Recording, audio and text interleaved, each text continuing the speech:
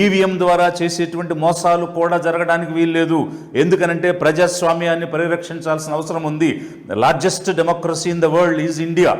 అలాంటి భారతదేశం ప్రజాస్వామ్యానికి ఈరోజు అందరికీ ఉదాహరణగా నిలబడినప్పుడు ఇక్కడ పారదర్శకత లేకపోతే ఇది ప్రజాస్వామ్యం ఎలా పరిరక్షించబడుతుంది? నేడు దేశవ్యాప్తంగా జరుగుతున్నటువంటి చర్చ ఎన్నికల సంఘం యొక్క పనితీరు, దానికి ప్రజల్లో ఉన్నటువంటి విశ్వాసం, రాజకీయ పార్టీల్లో కలుగుతున్న అనుమానాలు. ఎలక్షన్ కమిషన్ రాజ్యాంగం ద్వారా నిర్మితమైనటువంటి ఒక శాశ్వతమైన స్వతంత్ర కలిగినటువంటి సంస్థ. ఆర్టికల్ 324 ద్వారా ఎలక్షన్ కమిషన్ యొక్క పవర్స్ అండ్ ఫంక్షన్స్, విధులు, బాధ్యతలు, పార్లమెంటులోని ఉభయ సభలు, లోక్సభ, రాజ్యసభకు సంబంధించి, రాష్ట్రపతి, ఉపరాష్ట్రపతికి సంబంధించి, రాష్ట్రాలలోని శాసనసభ, శాసన మండలి సంబంధించినటువంటి ఎన్నికల నిర్వహణ, దానికి సంబంధించిన మార్గదర్శకాలు, సూత్రాలు, కంప్లీట్ సూపరింటెండెన్స్, డైరెక్షన్స్, కంట్రోల్, సర్వాధికారాలు కలిగినటువంటి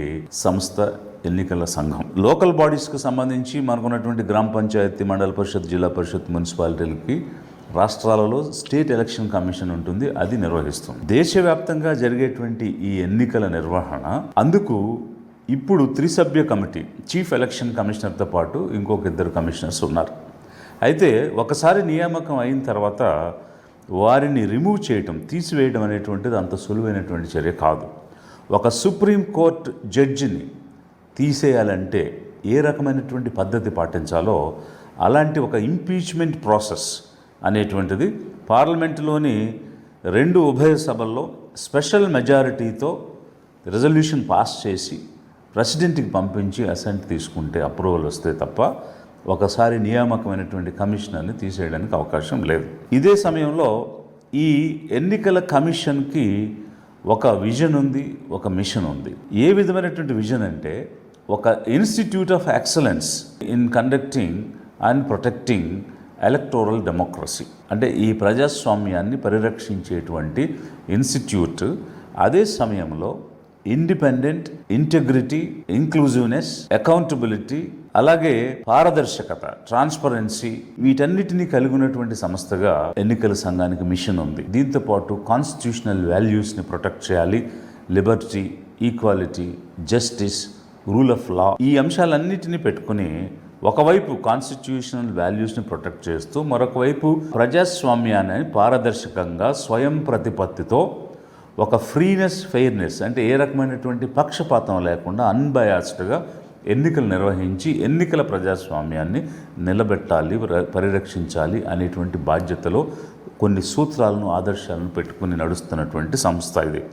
మరి ఇన్ని ఆదర్శాలు, ఇన్ని రకాలైనటువంటి నియమ నిబంధనలు, సూత్రాలను పెట్టుకుని ఈరోజు దేశవ్యాప్తంగా ఎందుకు విమర్శలు ఎదుర్కొనే పరిస్థితికి వచ్చింది? దేశవ్యాప్తంగా ఎన్నికల సంఘంపై నమ్మకం ప్రజలు కోల్పోయేటువంటి పరిస్థితి ఎదురయ్యింది. ఇది ఈరోజు జరుగుతున్నటువంటి చర్చ. ఒకవైపు ప్రతిపక్ష పార్టీలు, రాజకీయ పార్టీలన్నీ దుమ్మెత్తి పోస్తున్నాయి, విమర్శిస్తున్నాయి.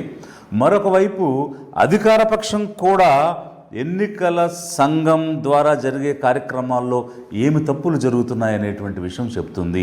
మరి అప్పుడు ఎవరి నమ్మకం మీద ఈ ఎన్నికల సంఘం పనిచేస్తున్నదే ఒక పెద్ద ప్రశ్నగా కనిపిస్తుంది. 1990 నుంచి 2014 వరకు పర్టిక్యులర్గా 25 సంవత్సరాలు chief election commissioners T N Seshan లాంటి వారు పనిచేసిన సమయం నుంచి ఆ 25 సంవత్సరాల్లో ఒక క్రెడిబిలిటీని, ఒక ట్రస్ట్ని ఎంతో ఎఫిషియెంట్గా పనిచేస్తున్నటువంటి సంస్థగా భారతదేశంలోనే కాదు, ఈ ప్రజాస్వామ్యం ఫాలో అయ్యేటువంటి ప్రతి దేశం ప్రపంచంలో భారత ఎన్నికల సంఘానికి ఆ రకమైనటువంటి విలువను సంపాదించి పెట్టినటువంటి ప్రవర్తన మనం చూసాం. కానీ ఈరోజు అంత ప్రతిభ కలిగి వర్ధీ ఇన్స్టిట్యూట్ అనేటువంటి క్రెడిబిలిటీని అక్రాస్ ది వరల్డ్ సంపాదించుకుని ఈరోజు ప్రజల నమ్మకం, రాజకీయ పార్టీల నమ్మకం కోల్పోవడం, అంటే అన్బయాస్డ్గా, నిష్పక్షపాతంగా, స్వయం ప్రతిపత్తి కలిగి పనిచేసేటువంటి సంస్థ ఒక కమిషనర్ని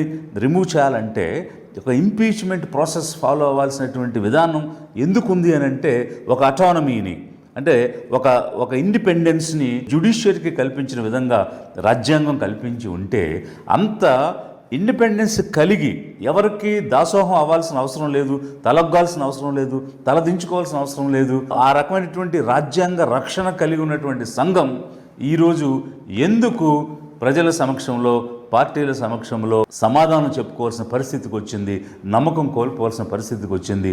ఎంతో క్రెడిబిలిటీ ఉన్నటువంటి సంఘం అనేటువంటిదే ఈరోజు ఎదురయ్యేటువంటి సమస్య, చర్చ.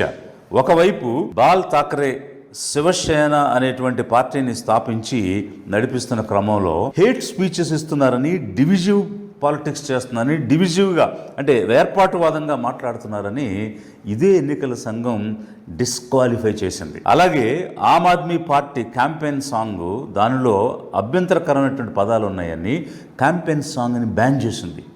అలాంటి సంఘం 2024 ఎన్నికల్లో ప్రధానమంత్రి అభ్యర్థిగా ఉన్నటువంటి నరేంద్ర మోడీ గారు ఒక డివిజివ్ స్పీచ్, వేర్పాటువాదమైనటువంటి మాటలు మాట్లాడుతూ ఉంటే, ఇక్కడ ఒక బాల్ ఠాక్రేని డిస్క్వాలిఫై చేసిన అదే ఎన్నికల సంఘం ఒక అభ్యర్థి మాట్లాడిన దానికి నోటీస్ ఇవ్వకుండా బీజేపీ అధ్యక్షుడైనటువంటి నడ్డాకు నోటీస్ ఇస్తుంది. पहले जब उनकी सरकार थी उन्होंने कहा था कि देश की संपत्ति पर पहला अधिकार मुसलमानों का है. इसका मतलब ये संपत्ति इकट्ठी करके किसको बांटेंगे? जिनके ज्यादा बच्चे हैं उनको बांटेंगे. घुसपैठियों को बांटेंगे. क्या आपकी मेहनत की कमाई का पैसा घुसपैठियों को दिया जाएगा? आपको मंजूर है ये? మాట్లాడిందేమో నరేంద్ర మోడీ అనేటువంటి వ్యక్తి ఎన్నికల ప్రచారంలో, బట్ మీరు నోటీస్ ఇచ్చేది ఎవరికేనంటే ఆ పార్టీ అధ్యక్షుడికి. అంటే ఏమిటి ఈ రకమైనటువంటి ఆ డిఫరెన్షియేటింగ్ ట్రీట్మెంట్స్ అనేటువంటిది ఒకవైపు అనుమానాలకు దారితీస్తూ ఉంటే, మరొక వైపు అనేక రకాలైనటువంటి రిపోర్ట్స్ ప్రెస్లో, ఒకవైపు మీడియా కొమ్ముగా వస్తున్న పరిస్థితుల్లో సోషల్ మీడియాలో అనేక రకాలైన రిపోర్ట్స్ వచ్చాయి. త్రిశూర్ లాంటి చోట ఓటర్ లిస్టులు పాడైనవి అని, బెంగళూరులో ఓటర్ లిస్టులు ట్యాంపరింగ్ జరిగినాయి అని రిపోర్ట్స్ ఒకవైపు వస్తే, మరొక వైపు మధురా లాంటి కాన్స్టిట్యుయెన్సీలో ముస్లిం ఓటర్స్ని ఎన్నికల్లో ఓటు వేసుకునే అవకాశం ఇవ్వడం లేదని, మరొక వైపు గుజరాత్లో 700కు పైగా ఫిషర్మెన్ విలేజెస్లో వాళ్ళ ఓట్లు తీసేశారని, ఇలా అనేక రిపోర్ట్స్ వచ్చాయి. ఇదంతా కొన్ని కవర్ కానటువంటి అంశాలు అయితే, ఈరోజు దేశవ్యాప్తంగా జరుగుతున్నటువంటి చర్చ ఏంటంటే, ఎల్ఓపి లీడర్ ఆఫ్ అపోజిషన్, ప్రతిపక్ష నాయకుడు ఒక ప్రత్యక్ష ప్రసారం చేశారు. అన్ని మీడియా వాళ్ళకి పిలిచి ప్రెస్ మీట్ చేయటం, దానిలో ఒక లైవ్ ఎగ్జాంపుల్ చూపించడం జరిగింది. ఒక 6 నెలల పాటు ఒక పరిశోధన చేసి బెంగళూరు సెంట్రల్ పార్లమెంటరీ కాన్స్టిట్యుయెన్సీలో ఉన్న సెగ్మెంట్స్లో, మహదేవపుర అనేటువంటి అసెంబ్లీ కాన్స్టిట్యుయెన్సీలో 1,250,000 ఓట్లు దొంగ ఓట్లుగా వచ్చాయి. రకరకాలుగా మిస్సింగ్గా, డూప్లికేట్గా, ఒకే అడ్రస్లో, ఇలా అనేక రకాల కేటగిరీస్ ఉన్నాయి అనేటువంటి అంశాలన్నీ కూడా వారు ప్రస్తావించడం జరిగింది. మరి ఈ ప్రస్తావన చేసినప్పుడు ఎక్కడైనా ఇంత పెద్ద ఎత్తున అనుమానాలకు దారితీసినా, ఒకవేళ ఈ రకమైనటువంటి ప్రశ్నలు ఒక బాధ్యత కలిగినటువంటి సంస్థ నుండి వచ్చిన, చాలా సార్లు జ్యుడిషియరీ సువమోటో కేసెస్ తీసుకుని దాని మీద రెస్పాండ్ అవ్వడం, చర్యలు తీసుకోమని అడగడం, నేషనల్ హ్యూమన్ రైట్స్ కమిషన్ లాంటి ఒక ఇండిపెండెంట్గా ఉండేటువంటి సంస్థలు స్పందించడం మనం చూసాం. అలాంటిది ఇక్కడ ఇన్ని అభియోగాలు లేవనెత్తితే, ఒక వాగ్దానంతో నువ్వు వచ్చి ఈ కంప్లైంట్ ఇవ్వాలని వచ్చినటువంటి అనుమానాలు నివృత్తి చేయకుండా, అభియోగాలకు సంబంధించిన క్లారిఫికేషన్స్ ఇవ్వకుండా ఎదురుదాడి, అంటే ఇంకో రాజకీయ పక్షం లాగా ఎలక్షన్ కమిషన్ ఒక రాజకీయ పార్టీ మీద ఎదురుదాడి చేయటం ఏంటనేటువంటిది మరిన్ని అనుమానాలకు దారితీసే పరిస్థితి కనిపిస్తూ ఉంది. మరి ఈరోజు కాంగ్రెస్ పార్టీ ఎవరి మీద, ఎలక్షన్ కమిషన్ మీద అనుమానం వ్యక్తం చేసింది, ఓటర్ లిస్టులకు సంబంధించి అనుమానం వ్యక్తం చేసింది. ఎందుకు అంటే, బీజేపీ లాంటి పార్టీకి మీరు ఒత్తాసు పలుకుతున్నారు, వారికి కొమ్ము కాస్తున్నారు, వారికి సంబంధించి కావలసిన విధంగా మీరు ఎన్నికలు నిర్వహించడానికి ప్రయత్నం చేస్తున్నారు, స్టాగర్ చేస్తున్నారు, ఫేజెస్లో పెడుతున్నారు, వాళ్ళకు అనువుగా చేస్తున్నారు, ఓటర్ లిస్టులను పాడు చేస్తున్నారు. అడిగినటువంటి సమాచారం ఇవ్వడం లేదు. ఏ సమాచారం ఇవ్వడం లేదు? గంటకి పోలింగ్, 2 గంటలకు ఒకసారి ఇచ్చేటువంటి పోలింగ్ పర్సంటేజ్ ఏ విధంగా వచ్చిందని అడిగితే అది చెప్పలేకపోతున్నారు. End of the polling percentage ఎంత అంటే, ఈ రోజు ఒక ఫిగర్, రేపు ఒక ఫిగర్, ఎల్లుండి ఒక ఫిగర్, కొన్ని రోజుల తర్వాత మరొక ఫిగర్ చెప్తున్నారు. వీడియోగ్రఫీ ఇవ్వండి అని అంటే వీడియోగ్రఫీ తీసేయమంటారు, ఆ తర్వాత కాల్ చేసేయమంటారు. Electoral rolls machine readable content ఇవ్వండి, ఎవరైనా సరే చూస్తారు. ఎడిటింగ్ కాదు, ఓన్లీ రీడబుల్ ఫైల్స్ ఇవ్వండి, అందరూ చూసుకుంటారంటే ఎందుకు ప్రాబ్లం ఉంది? అవి ఇవ్వడానికి ఏంటి సమస్య?